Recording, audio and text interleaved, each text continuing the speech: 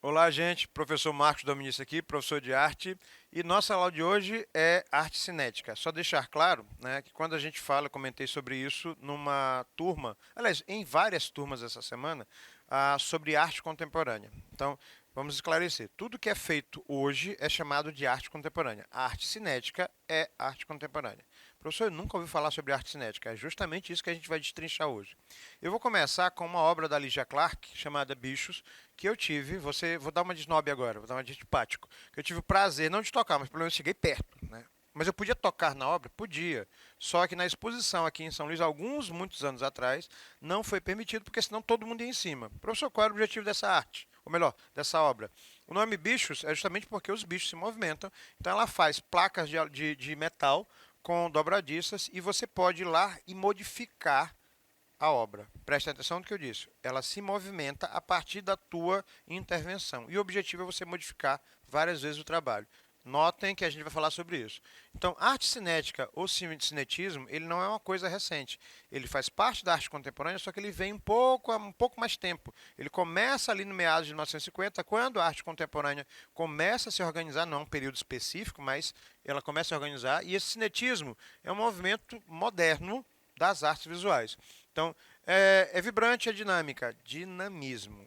A outra palavra que eu quero que vocês atentem, né? Ao contrário do estático. Se a gente vai falar de física, de movimento, você tem, e eu não vou entrar no mérito, porque não é minha área de domínio, aliás, está bem longe disso, mas na física você estuda a estática, né, e a dinâmica. As duas são utilizáveis em qualquer manifestação artística, seja ela uma pintura, seja ela um desenho, seja ela uma escultura, uma intervenção, assim por diante. Espera aí, professor, o senhor está dizendo que eu não posso dissociar, eu posso utilizar novas possibilidades, novas ideias, e é o que a arte cinética usa. Ela começa em Paris, mais ou menos 1950, e aí a ideia é essa terceira palavra, movimento. Então está aqui o conceito da arte cinética. Vocês lembram da escultura da Lygia Clark que eu falei a vocês? Eu podia modificar. E se eu não puder mover, se eu não puder mexer na obra, o que eu vou fazer? Bom, eu vou fazer com que a obra se mova naturalmente. Uma dessas obras cinéticas foi uma escultura cinética utilizada na abertura das Olimpíadas, que foi feita aqui no Brasil há alguns anos atrás. Então, quando as Olimpíadas foram oficialmente abertas no país, a escultura começou a se movimentar. Quando elas finalizaram, a escultura se parou.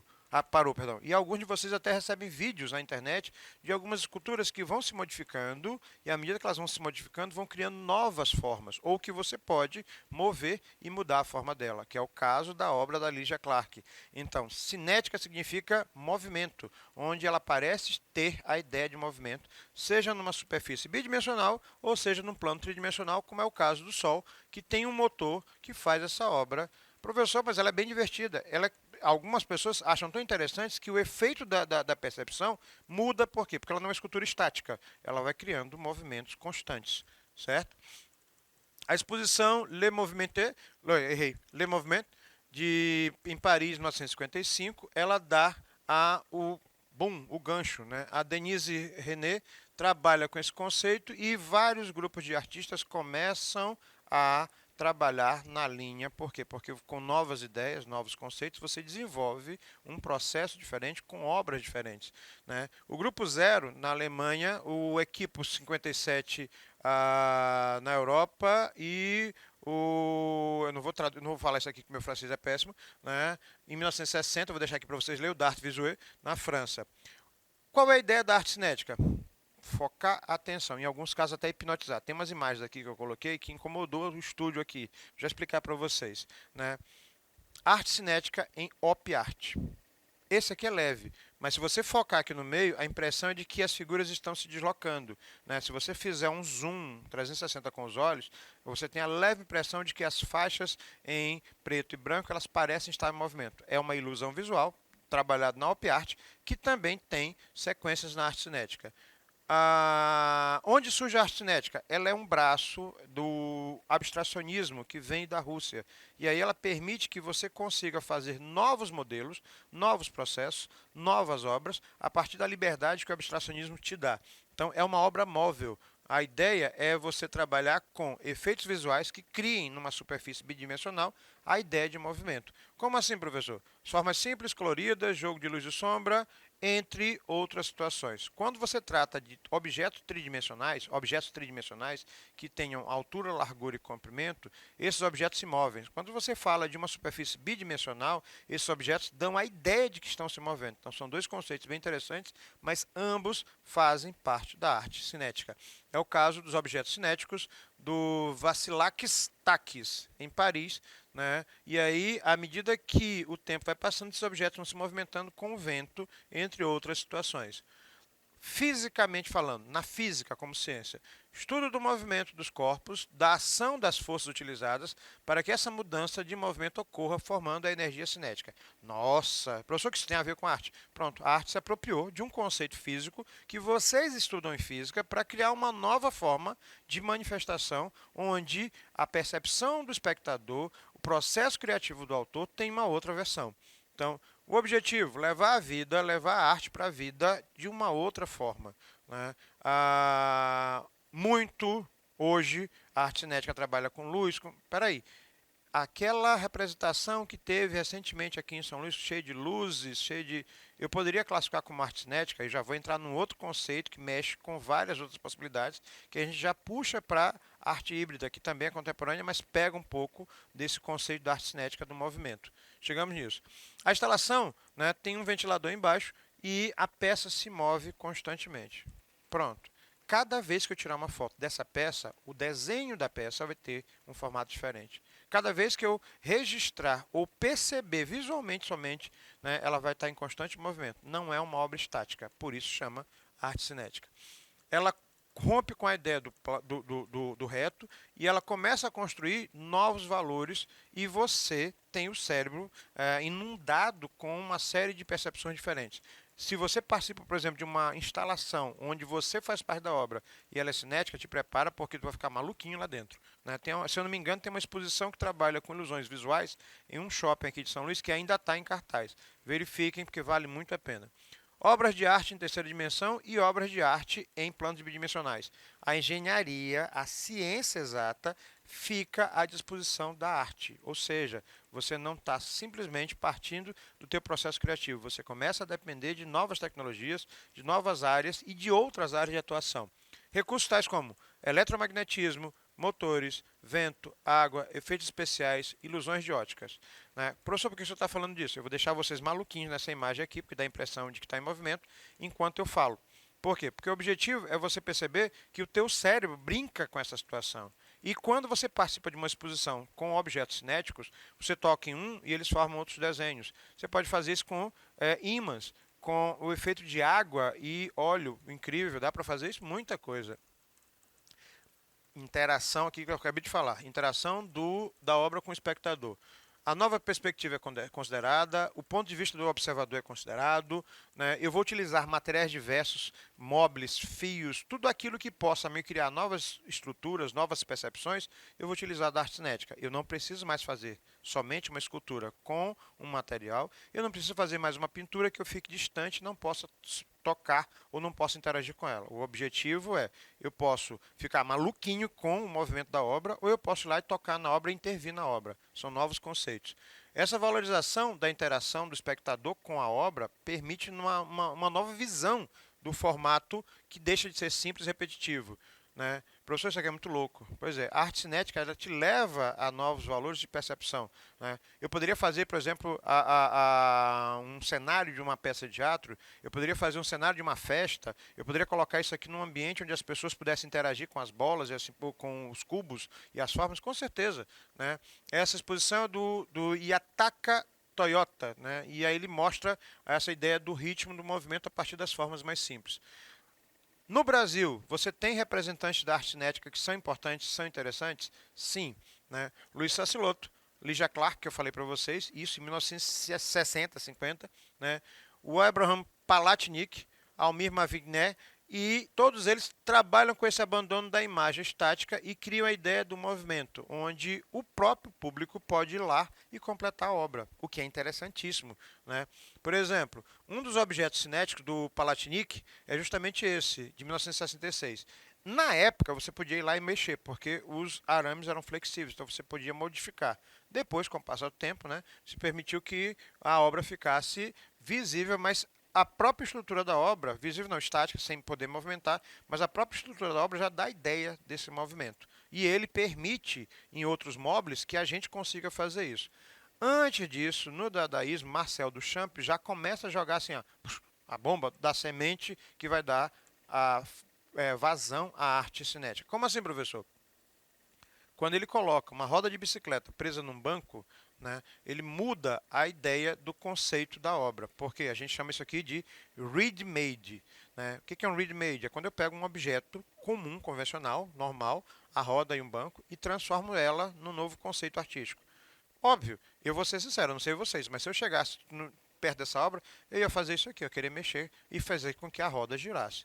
Então o objetivo era esse, fazer com que o espectador participasse da obra. Então essa mobilidade, ele ainda fez até com alguns itens interessantes, né? Chamas que ela pudesse criar, né? Doideira? Não, conceitos novos, abram a cabeça. Alexander Calder, aquele que eu falei para vocês, ele buscava a ideia da imersão com leveza, movimento, volume abstrato. Professor, na prática, móveis. Ele sempre trabalha com essa ideia de móveis, né? Peraí, os móveis não são aqueles que você usa em bebê, em cima dos berços.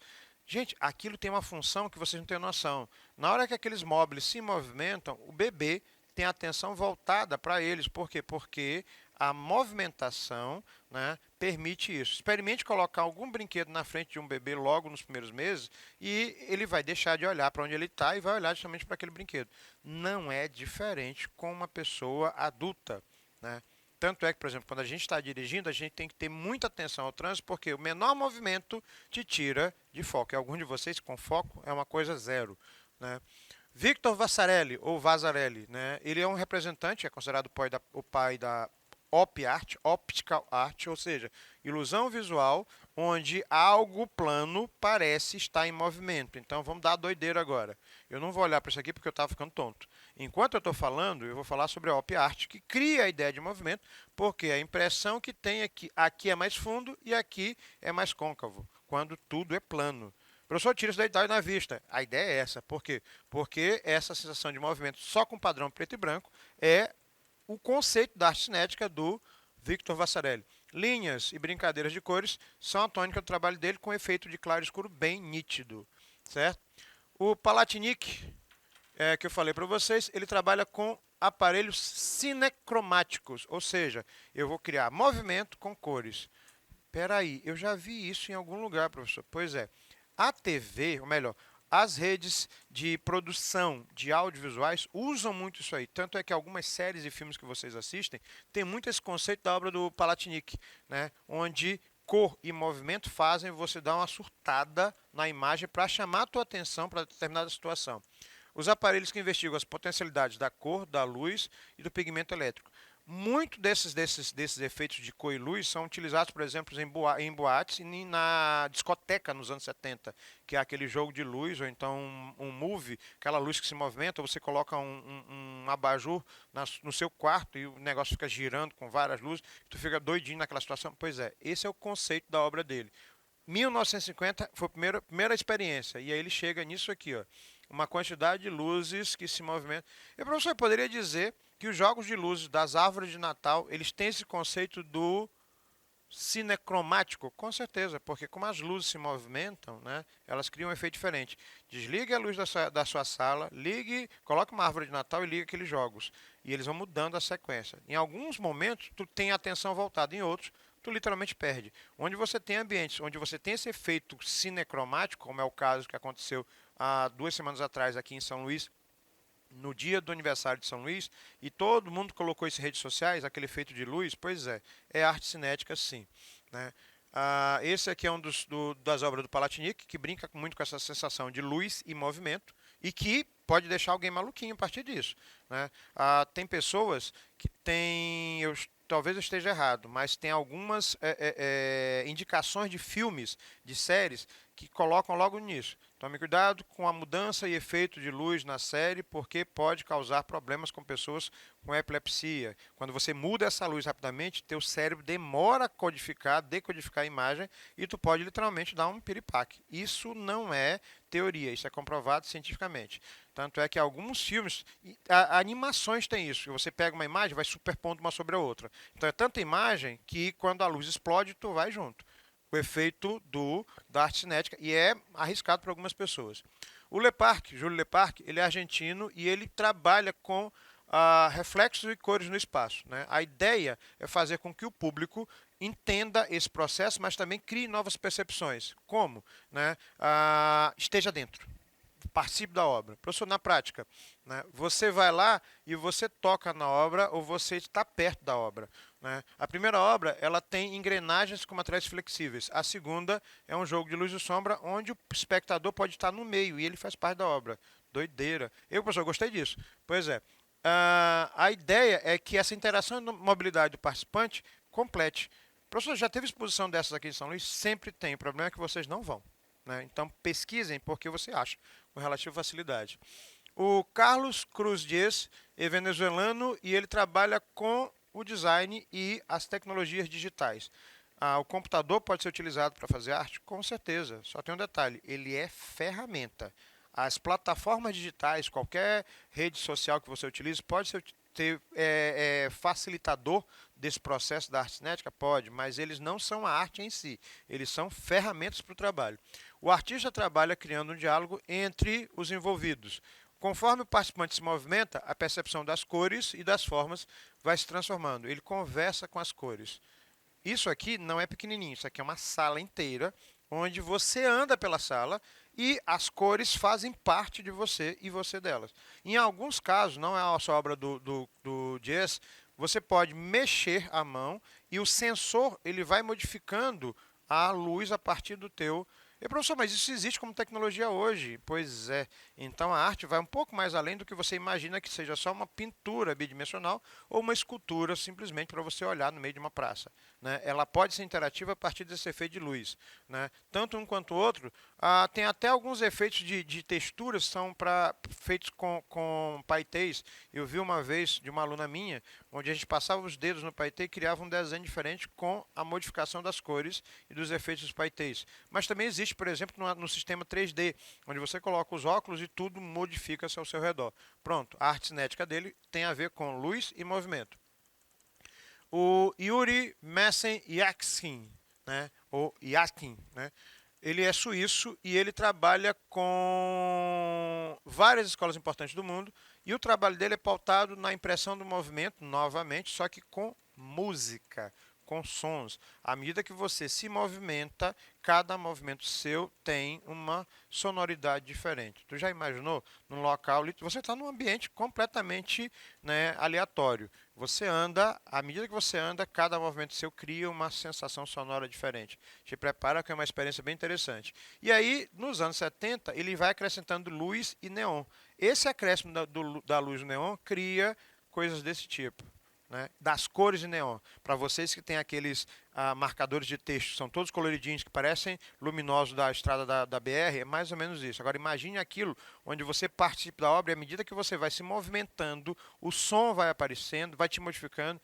E, professor, é muito psicodélico. Pronto, acabaram de achar a palavra para definir a obra dele. Né? Essas cores psicodélicas e biológicas, por quê? Porque elas vão mexendo.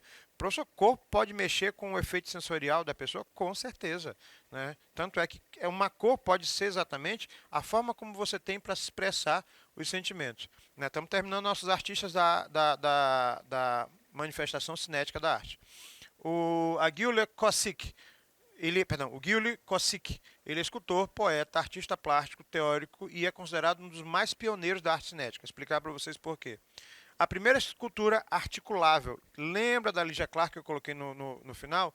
Então, a obra dele permite que você chegue lá e faça assim, ó, modifique. E a Lygia Clark começa a trabalhar no mesmo conceito, certo?